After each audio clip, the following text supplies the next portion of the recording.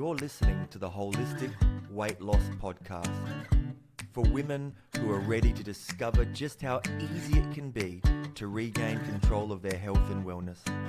Here's your host, Christina Ettore. Hello and welcome to the Holistic Weight Loss Podcast. Today we are going to discuss what causes your hunger to feel out of control and how you can naturally regulate your hunger so you can begin to receive the appropriate hunger signals at the right time, which will allow you to begin to learn how to eat intuitively while moving towards a healthier weight. So does hunger feel like your enemy? I'm using this specific language because I hear it so often. I get people asking me if I can hypnotize them to not be hungry anymore, which short answer is no, unfortunately. I hear women say, I wish I just didn't feel like eating, or the problem is my appetite, or portion sizes, or I snack too much. So if there was just a pill I could take to get rid of my hunger, I wouldn't have a problem sticking with my diet. But the thing is, hunger is not the problem. Think about this. If your dog stops eating, you take it to the vet. If your child loses their appetite, you start to feel concerned and you keep a close eye on your child until their appetite returns. Otherwise, you take your child to the doctor. Yet somehow the diet industry has convinced women that their appetite is the problem and that if they feel hungry, then they're weak or they lack willpower. That if they're not losing weight, then they just need to eat less and less and less until they do. And this is a big problem. Our appetite is not the enemy, and we should feel very concerned if it disappears.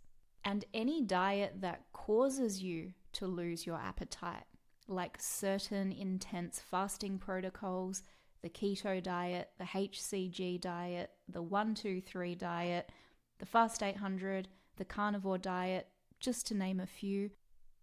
One of the things that people love about these diets is that after a few days, their appetite disappears. That complete lack of appetite, though, that's a red flag. And I know it's appealing on the surface. That lack of hunger can be an addictive feeling.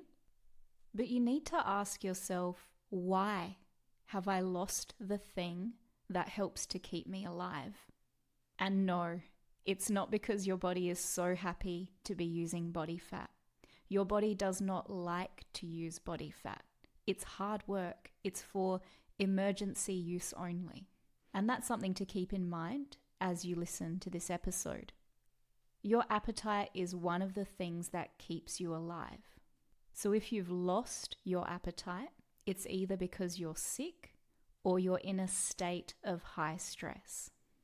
And diets like the ones I just mentioned increase your stress hormones, cortisol and adrenaline, and it feels really good for a while. And you lose your appetite and you lose your cravings for a while. But it's not something the body can sustain. And eventually it all comes crashing down, and then you'll need to spend quite some time repairing the metabolic damage that you've just caused.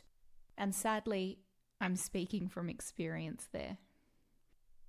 So today we're going to look at what controls your hunger.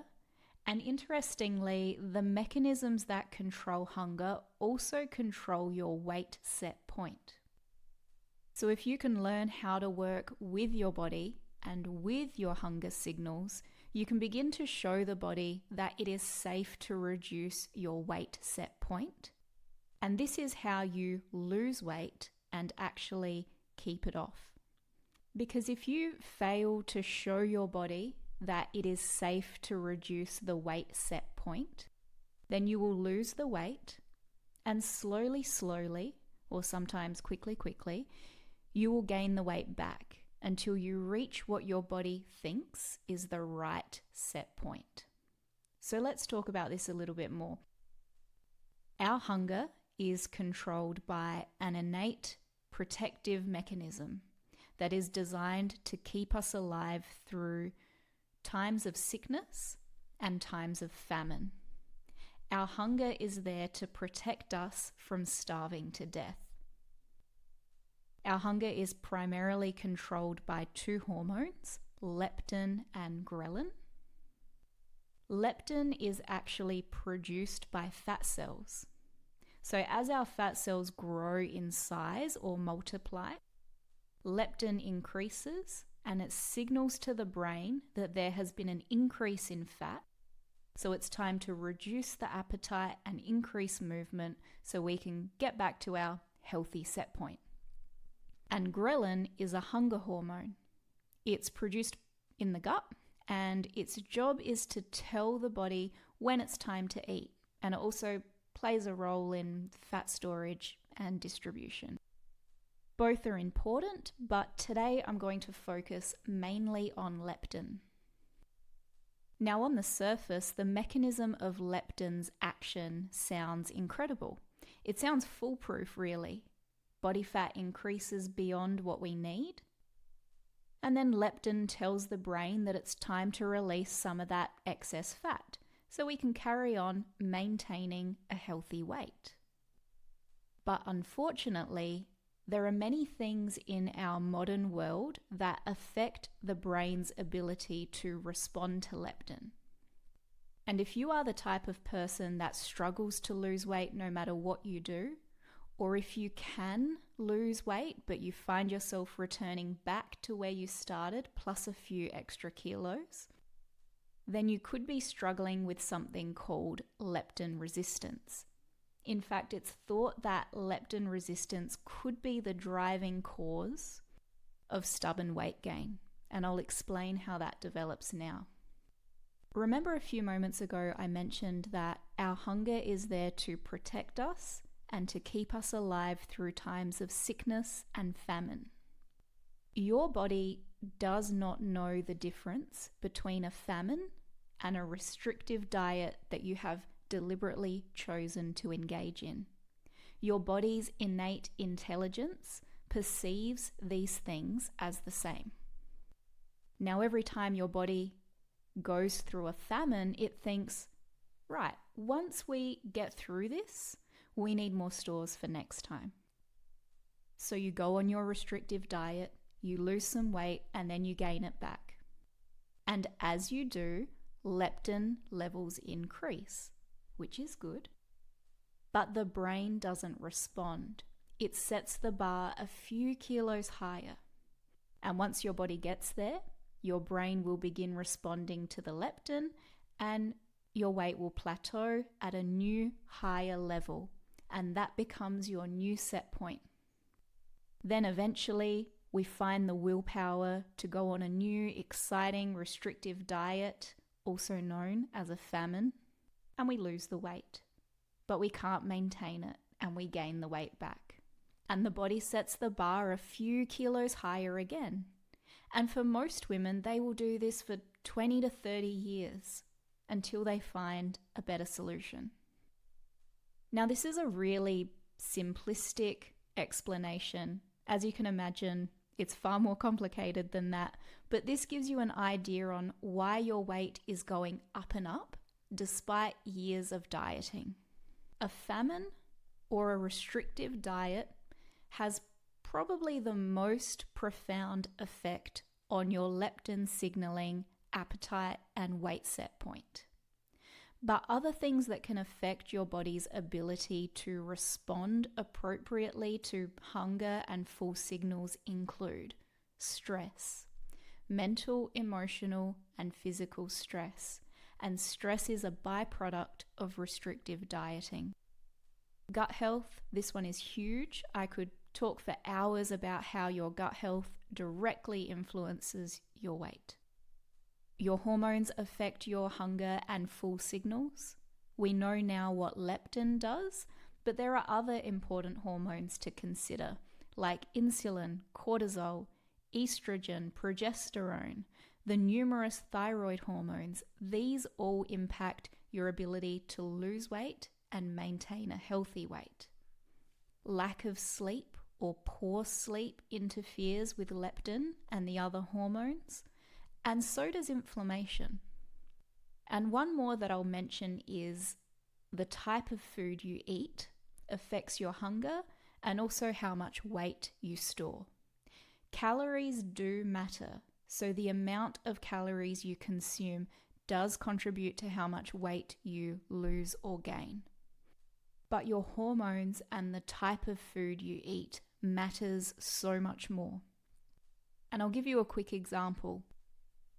Cows with a higher level of estrogen can eat approximately 30% less than cows with regular estrogen levels and still gain as much weight. And I know that's animal data and we're not cows, but I see truth in this.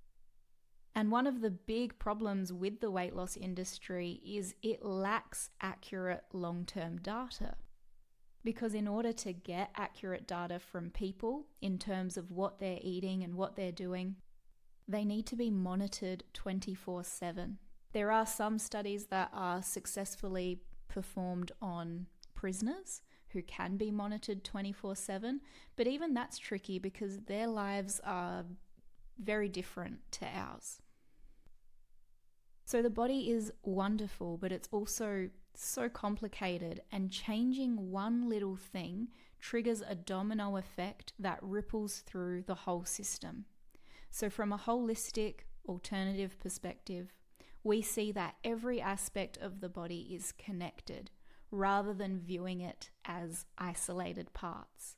So when we view the body as being connected, it helps us to understand how chronic issues develop.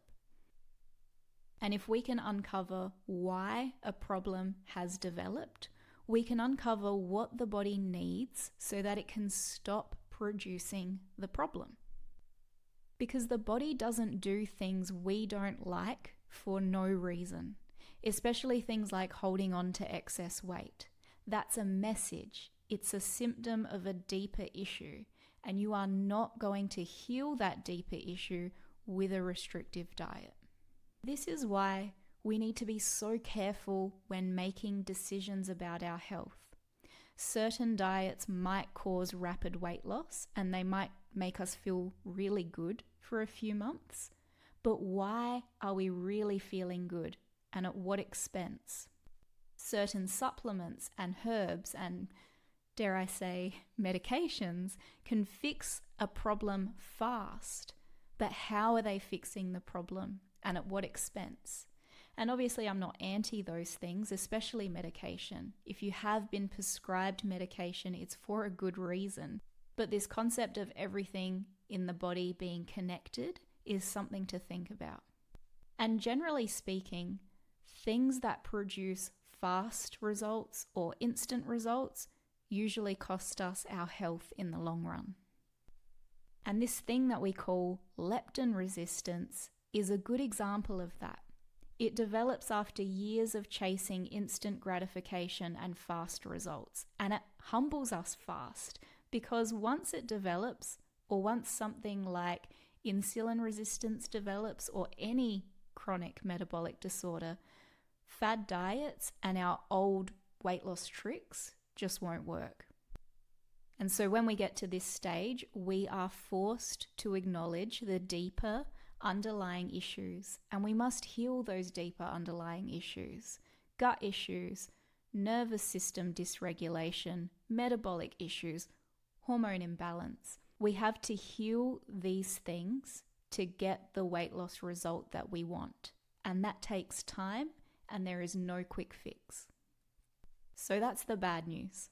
The good news is, with the right mindset and the right guidance, you can resolve these things. You can begin to work with those mechanisms that control your hunger, cravings, and set point weight. And once you learn how to work with them rather than against them, it puts you in control.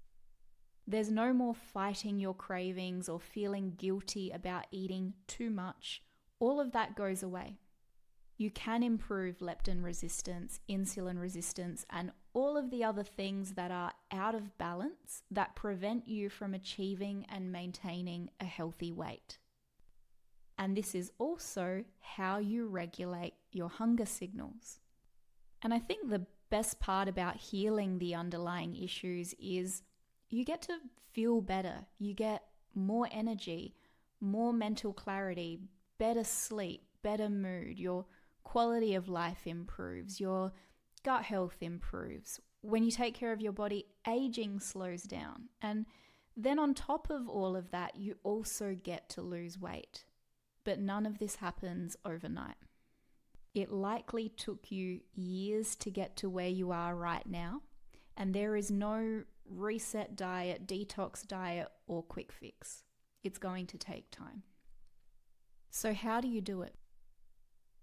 Truthfully, and it's going to sound a bit cheeky coming from me, but you need to work with a coach, a naturopath, a nutritionist, someone that understands this problem. Because it's complicated and it's hard to navigate on your own. Even with all the knowledge I have, I regularly see other practitioners because it's hard to self-assess without judgment. And sometimes we need to hear what we already know from someone else. And sometimes we find out we've got it all wrong and we need to do something different.